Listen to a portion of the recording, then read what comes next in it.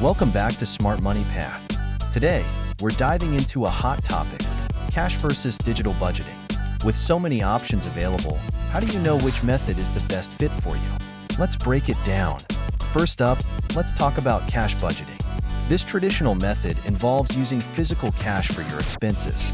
You allocate specific amounts of cash for different spending categories, like groceries, entertainment, and bills. And once that cash is gone, you can't spend any more in that category. Pros of cash budgeting include tangible control.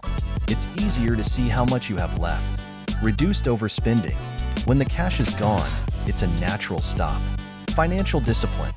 It encourages mindful spending. However, it does have its downsides. Carrying cash can be risky, and it's not practical for online purchases or subscription services. Now let's explore digital budgeting.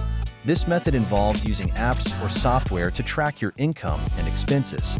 Popular apps like Mint and NAB and Every Dollar sync with your bank accounts, automatically categorizing your spending and helping you stay on top of your budget. The benefits of digital budgeting are convenience. Track your spending anytime, anywhere. Automation. Many apps can automate the budgeting process for you. Insights. Get detailed reports and analytics to understand your financial habits.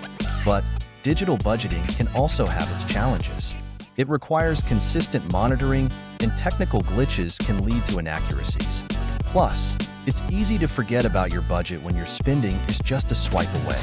So, which method is best for you? It really depends on your personal preferences and lifestyle. Here are some questions to consider. Do you prefer a hands-on approach? If you like feeling the cash in your hands and want a clear limit on your spending, cash budgeting might be your best bet. Are you tech-savvy? If you enjoy using apps and don't mind tracking your finances digitally, then a digital budgeting method could work wonders for you.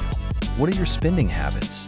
If you often make impulse purchases, cash might help you stay disciplined. Conversely, if you have a steady income and can manage your expenses digitally, an app might be more convenient.